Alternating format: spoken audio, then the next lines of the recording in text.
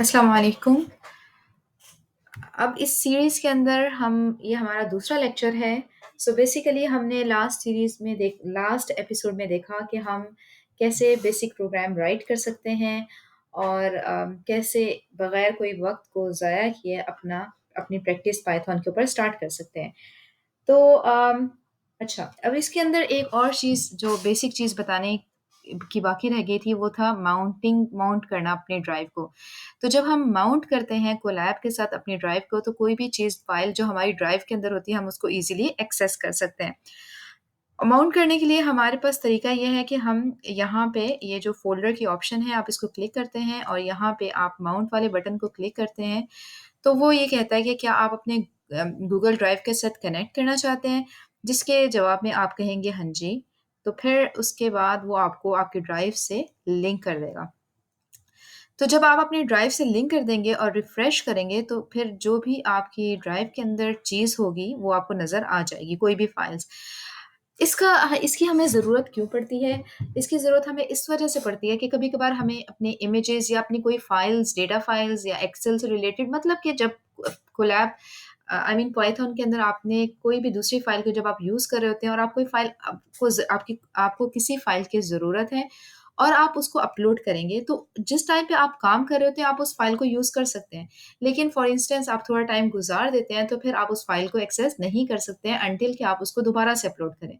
तो best way ये होता है कि आप अपनी ड्राइव के अंदर चीज़ अपलोड कर लें और फिर उस ड्राइव से आप उस फाइल को डायरेक्ट एक्सेस कर लें। जैसे कि आप देख सकते हैं कि मैंने एक गूगल कोलैब जो है रेफरेंस नोटबुक अपलोड की हुई है एक्सप्लेन करने के लिए इस लेक्चर को। अब मैं इसको एक्सेस करना चाहती थी, ठीक है? अगर तो मैं इसको डायरेक्ट यहाँ पे अपलोड करती, तो तकरीबन आधे पौने घंटे के बाद जब मैं इसको एक्सेस करती, तो ये मुझे दोबारा से अपलोड करनी पड़ती। लेकिन चूँकि अब ये मेरी ड्राइव में पड़ी हुई है, तो मैं इसको डायरेक्ट एक्सेस कर सकती हूँ। तो आप ड्राइव में जाएँगे, माई ड्राइव में जाएँगे तो कुछ भी आपके पास फ़ाइल होगी तो वो आपको नज़र आ जाएगी। वैसे बाय द वे हाँ, ये मुझे नज़र नहीं आ रही है। उसका एक रीज़न ये है कि वो शेयर्ड फ़ाइल है, इस वज़ह से मुझे नज़र नहीं आ रही है। तो कोई बात नहीं, हम इसको यहाँ से खोल लेते हैं। डायरेक्ट डबल क्लिक करके भी खोल सकते हैं आप लोग उसको। तो जो भी आपकी फ़ाइल अगर कोई पाइथन की फ़ाइल है, तो ठीक है, उसको डबल क्लिक करने से आप उस फ़ाइल को खोल सकते हैं, ठीक है? तो चलिए हम इसमें स्टार्ट करते हैं अपने छोटी-छोटी चीज़ों को एग्ज़ीक्यूट करके देखना और एन्जॉय करते हैं कि पाइथन कितनी आसान है और कितना इसको इम्प्लीमेंट करना आसान है। तो जनाब पहली चीज़ ये है कि जैसे भी कोई वेरिएबल्स होते हैं, हमने जब उनको वेरिएबल्स को डिफ़ाइन करना होता है तो जिस तरीके से अगर मैं आपको रेफ़रेंस दूँ सी प्लस प्लस का तो या फिर कोई और लैंग्वेज का तो आपको उसकी डेटा टाइप बतानी पड़ती है और फिर आप उसको इनिशियलाइज़ करते हैं। तो पाइथन ऐसा कुछ भी नहीं करना पड़ता, बहुत आसान है। आपको कोई इंट विंट नहीं लिखना पड़ता, आप डायरेक्ट वेरिएबल का नाम लिखते हैं। जैसे फॉर इंस्टेंस मैं लिखूँगी नेम और मैं अपना नाम बताऊँगी कि मेरा नाम जो भी है, ठीक है? और मैं इसको एग्ज़ीक्यूट करूँगी तो ये वेरिएबल और ये क्या कहता है, this notebook was not authored by Google, no problem just run it anyway. तो ये रन कर रहा है और इसने मेरा नाम ले लिया है, ठीक है? इसने कोई प्रॉब्लम नहीं दी है। अब इसको मैंने नहीं बताया कि ये स्ट्रिंग है, तो चलिए हम इसकी टाइप चेक करते हैं, ठीक है? हम टाइप चेक करते हैं कि मैंने तो तुम्हें टाइप नहीं बताई, तो तुम मुझे बताओ क्या तुम्हें पता है कि इस वेरिएबल की टाइप क्या है? तो वेरिएबल का नाम है नेम, ठीक है? और मैं अब इसकी टाइप चेक करने लगी हूँ। यहाँ पे मैं एक आपको और इंटरेस्टिंग चीज़ बताऊँगी, लेकिन पहले मैं इसको एग्ज़ीक्यूट करती हूँ और आप देखें कि एसटीआर तो बेसिकली ये वेरिएबल एक एसटीआर टाइप का है, स्ट्रिंग टाइप का है और बगैर कोई चीज़ बताए मेरे पास वो वेरिएबल इनिशियलाइज़ भी हो गया है और उसने उसकी टाइप कास्ट भी कर ली है। तो एक जो बात मैं आपको बताने जा रही थी वो ये था कि जब आपने प्रिंट करनी होती है कोई चीज़ तो 2 वेज़ हैं, ठीक है?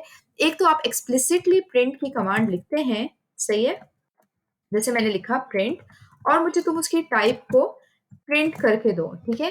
तो जब मैं प्रिंट करूँगी तो ये मुझे बताएगा ये क्लास स्ट्रिंग है, ठीक है? लेकिन एक और चीज़ भी होती है कि अगर मैं वो चीज़ ना भी लिखूँ तो जो लास्ट सेल है ना, अगर वो कोई चीज़ प्रिंट कर सकता हुआ तो वो ऑटोमैटिकली प्रिंट कर देता है। तो समटाइम्स हमें लास्ट एलिमेंट के लिए कुछ भी लिखने की ज़रूरत नहीं पड़ती है। जैसे कि फॉर इंस्टेंस एक और एग्ज़ाम्पल मैं आपको देती हूँ ताकि जो मैं कहना चाह रही हूँ वो आपको और अच्छे से क्लियर हो जाए। तो देखिए जनाब a इज़ इक्वल टू एक वैल्यू है 10 and b is equal to एक और वैल्यू है जो कि हमने लास्ट टाइम भी देखा, ठीक है? अब मैं करती हूँ c is equal to I mean to say c is equal to a plus b तो बेसिकली ये कमांड तो कोई रिजल्ट मुझे शो नहीं करेगी, क्योंकि यहाँ पे एग्जीक्यूशन हो रही है, एक असाइनमेंट हो रही है इन वैल्यूज की, ठीक है। लेकिन अगर मैं इसके बाद लिख दूं, अगर मुझे इसकी इसकी वैल्यू प्रिंट करनी है, सी की वैल्यू प्रिंट करनी है, तो एक तरीका तो ये है कि मैं सिंपल लिखूं प्रिंट और मैं वैल्यू लिख दूं सी, और ये मुझे प्रिंट कर देगा सी। अगर मैं डायरेक्ट सी भी लिख दूंगी तो भी ये मुझे वैल्यू प्रिंट करके दे देगा। समझ आई आप लोगों को? उम्मीद है ये छोटी सी बात है और ये आपको अच्छे से समझ आ गई होगी। अगर नहीं समझ आएगी तो आप कमेंट्स में लिख सकते हैं। अगर आपको लगे कि मैं थोड़ा फास्ट एक्सप्लेन कर रही हूँ तो मैं स्लो डाउन हो सकती हूँ, ठीक है। ओके, तो अब हम देखते हैं कि अब आपने देख लिया कि ये वेरिएबल्स को इनिशियलाइज करना कितना आसान है। ओके, हम एक एग्जांपल और देखते हैं जिसमें हम कोई इंटीजर टाइप का वेरिएबल लेते हैं। तो फॉर एग्जांपल मैं एज लेती हूँ, ठीक है। एज लेती हूँ तो जैसे कि एज 18 ले लेते हैं, ठीक है। ये ज़्यादा अच्छी एज लग रही है, ठीक है। तो बेसिकली अगर मैं इसकी टाइप प्रिंट करती हूँ तो आप देखेंगे कि ये वेरी टाइप जो है वो इंट इसने ले ली, ऑटोमेटिकली ले ली। अगर मैं इसको अंदर 18.20 लिख देती हूँ जो कि बेसिकली एक फ्लोट नंबर है, तो आप देखेंगे इसने ऑटोमेटिकली फ्लोट टाइप ले लिया। सही है, चलिए आगे स्टार्ट करते हैं, आगे देखते हैं। अब यहाँ पे एक वेरिएबल मैंने लिया नेम, ठीक है। उसके अंदर मैंने कोई वैल्यू डाली 10.9 और मैंने कोई लास्ट नेम लिया जिसके अंदर मैंने कोई वैल्यू डाल दी, ठीक है। Control C, okay. नाउ अब मैंने प्रिंट करना है स्ट्रिंग को इन द वे कि जैसे कि मुझे पहले कोई टेक्स्ट नजर आना चाहिए एंड देन मुझे कुछ नजर आना चाहिए, मतलब कि वेरिएबल की वैल्यू। तो हम प्रिंट स्टेटमेंट किस तरीके से यूज करते हैं, हम जब हमने कोई टेक्स्ट प्रिंट करना होता है तो आपने उसको सिंगल कोट्स या डबल कोट्स में दे सकते हैं, ठीक है। थोड़ा प्रिंट स्टेटमेंट की भी काफ़ी डिटेल्स हो हैं कि आप प्रिंट बहुत तरीकों से कर सकते हैं, लेकिन एट द मोमेंट हम इसको सिंपल प्रिंट करके देख सकते हैं, ठीक है। तो हम ये प्रिंट करते हैं द नंबर इज, ठीक है। और उसके बाद हम यहाँ पे लिख देते हैं कि नेम, ठीक है। मतलब नेम क्या है, बेसिकली इसने ये मतलब वेरिएबल का नाम मीनिंगफुल होना चाहिए और यहाँ पे ये नेम मीनिंगफुल नहीं है। तो हम लिख देते हैं कि price, what ever the price is, किसी भी चीज की प्राइस हो सकती है, ठीक है। तो हम यहाँ पे इसको प्रिंट करवा देते हैं कि the price of what ever thing is, ठीक है। और यहाँ पे मैं वेरिएबल लिखूंगी प्राइस। तो जब मैं वेरिएबल का नाम लिख रही हूँ तो वो कोट्स में नहीं होगा, ठीक है। लेकिन जब मैं कोई स्ट्रिंग प्रिंट करना चाहती हूँ तो वो कोट्स में होना चाहिए, ठीक है। और इसको मैं अभी कमेंट कर देती हूँ और मैं इसको भी कमेंट कर देती हूँ और मैं इसको प्रिंट करती हूँ। तो आप लोग देखेंगे द प्राइस इज वट, मतलब जो भी स्ट्रिंग आप प्रिंट करना चाह रहे हैं वो, और उसके बाद what ever the value of the variable, वो वैल्यू प्रिंट हो जाएगी, ठीक है। और अगर आप यहाँ पे टाइप, तो खैर मैं आपको दिखा ही चुकी हूँ। अच्छा, अगर आप चाहते हैं कि आप जो वो है वेरिएबल है इसकी इनपुट किसी यूजर से लें, ठीक है। इंस्टेड के हम इसको वैल्यू खुद से दें, let's try to take the value from the user. हम यूजर से कोई वैल्यू लेते हैं, ठीक है। तो किस तरीके से, कैसे कोई यूजर कोई वैल्यू कैसे दे सकता है, तो लेट्स सी कैसे दे सकता है। हम इसको रन करेंगे और आप देख रहे हैं कि इसने प्रॉम्प्ट किया है मुझे और सेल कॉन्स्टेंटली एग्जीक्यूट हो रहा है अंटिल मैं कोई वैल्यू दे के इसको एग्जीक्यूट करती हूँ। तो बेसिकली जैसे कि मैं वैल्यू देती हूँ 20.9 and then you can see कि एरर आ गया है। तो बेसिकली ओके, तो इसने कहा invalid literal for int with base 10। हाँ, तो वो सही कह रहा है, ठीक है। उसको वो कह रहा है कि मैं इंटीजर में कैसे कन्वर्ट करूँ, ये तो तुमने मुझे फ्लोट वैल्यू दी है। Let's try to execute it again. हम इसको 20 वैल्यू दे के देख लेते हैं, तो देखते हैं कि ये राजी होता है। तो ये राजी हो गया है, ठीक है। तो हम जो है हमने उसको कोई वैल्यू दी और चूंकि वो फ्लोट वैल्यू थी तो इसने एरर दिया। लेकिन मुझे ये लगता है कि अगर हम यहाँ पे फ्लोट देंगे और वैल्यू इंटीजर देंगे तो उसको कोई प्रॉब्लम आना नहीं चाहिए, ठीक है। तो अब अगर मैं इसको 20 देती हूँ और मैं कह रही हूँ कि उस जो भी वैल्यू उसको फ्लोट में कन्वर्ट कर दो तो it should be fine. Oops, control G, मैं यहाँ पे हूँ और एंटर करो, तो तब उसको कोई प्रॉब्लम नहीं हुआ। लेकिन चूंकि 20.9 था तो वो उसको ऑटोमेटिकली कन्वर्ट नहीं कर पाया है, ठीक है। तो ये बात आपको समझ आ गई। एक और चीज़ हम यहाँ पे ट्राई कर लेते हैं कि अगर मैं इसको इंटीजर ही देती हूँ, ठीक है, और मैं इसको वैल्यू 20.9 नहीं देती हूँ, 20.0 देती हूँ, तो देखते हैं ये एग्जीक्यूट होता है कि नहीं। तो इसने एरर दिया। तो बेसिकली जब हमने इंटीजर वैल्यू देनी है तो हमारी ये पॉइंट वाली वैल्यू नहीं देनी है, ठीक है? अदरवाइज़ वो आपको एरर देगा। तो ये वाली एक्सपेरिमेंट्स आप करते रह सकते हैं और करके आप इसको चीज़ों को चेक कर सकते हैं और सबसे मज़े की बात ये है कि आपको कुछ इंस्टॉलेशन नहीं करना, आप फ़ौरन से अपना प्रोग्राम राइट करके, उसको एग्ज़ीक्यूट करके, उस पे डिफरेंट एक्सपेरिमेंट्स कर सकते हैं।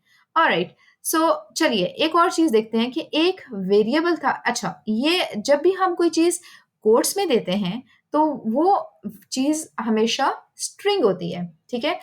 अब जब आपने स्ट्रिंग वाली वैल्यू है, let's try to delete this thing first and I will मैं आपको बताऊंगी कि मैं क्या बताना चाह रही हूँ आपको। तो देखिए कि ये देखिए एरर देगा, ठीक है?